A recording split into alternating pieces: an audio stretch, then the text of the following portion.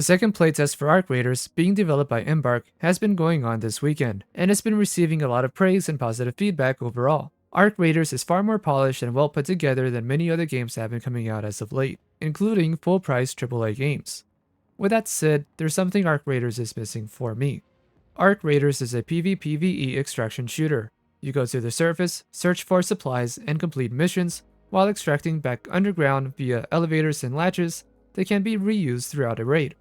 While scavenging for supplies, you have to defend yourself against AI drones and fend off against other players. The visuals and audio design this game has is great. It has that Hunt Showdown style of audio where you can hear enemies and battles going on nearby. The audio is very loud, and for me, it's information overload when starting out.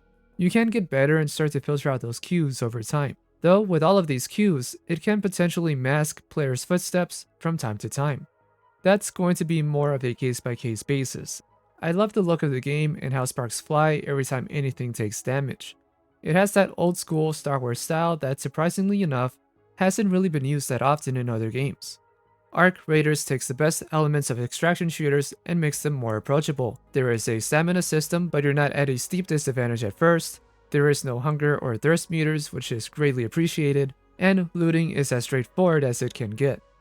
Overall, Arc Raiders does everything it can to be a great extraction shooter. Of course, over time, more things could be added to better improve the game. Now, there are a few questions that need to be answered, but before we get into them, if you're enjoying this discussion so far, give this video a like and consider subscribing to the channel. First off, if you are not a fan of extraction shooters, does Arc Raiders do anything to convince you otherwise? My answer to that is no. While Arc Raiders does simplify the game and it's not as punishing as EFT most times, it's still an extraction shooter. You can't really drop in, face off against the AI, and extract without going against other players most of the time. While I can praise the game up and down for how it looks and how satisfying the gameplay is, it's still not enough to push that game over the edge and be fun to play at any given time. If you die 10 minutes into a raid, that still feels like 10 minutes wasted with little upside. Your character still levels up regardless, so you can upgrade your stamina and other stats, and you do have a safety box to put your valuables and quest related items in. In that sense, you can approach the game similar to a roguelike. You'll have to grind for your items or use the free random loadouts the game offers, and over time, your character will continue to level up. If you can think about the game in that sense, it may be easier to put hours of time in and not be too concerned about extracting. And although I do love my roguelike games, it's still mentally draining for me whenever I don't extract. The second question many people have been asking, does Arc Raiders need a first-person mode? My answer to that is also no.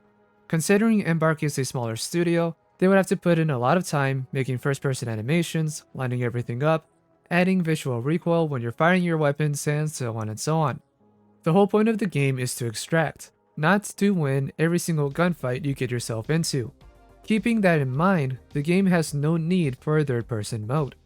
If you're going to play the game aggressively, you'll have to be smart about it.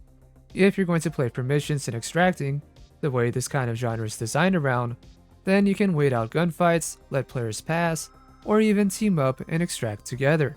If you're looking to make this game competitive, I would say look somewhere else, like the finals for instance.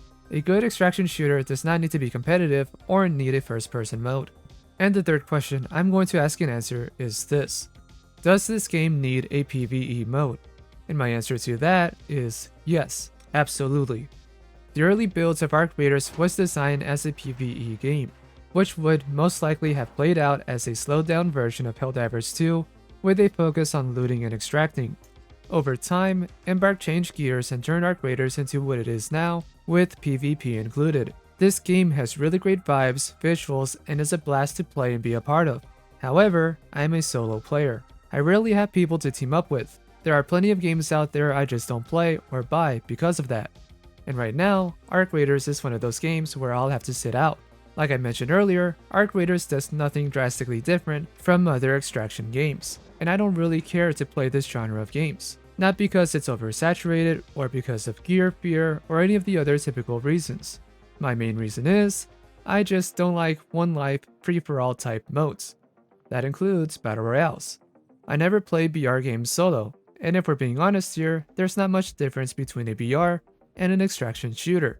The only two differences are you can leave the lobby early, and you keep your gear. That's mainly it. Arc Raiders would be more popular and bring me on, if not many others, for having a PvE mode. Another game I covered, Gray Zone Warfare, which is an extraction style shooter, has separate PvE only servers. And Arc Raiders can easily do the same thing, and just like Gray Zone, separate the gear. Whatever you get in PvE stays in a PvE armory, and anything else you'll have to get through PvP. With this change, Arc Raiders could expand to have seasonal PvE bosses, ammo types against the AI, and have a similar experience to a game like Monster Hunter. Right now, for me, Arc Raiders not having a PvE mode is a deal breaker.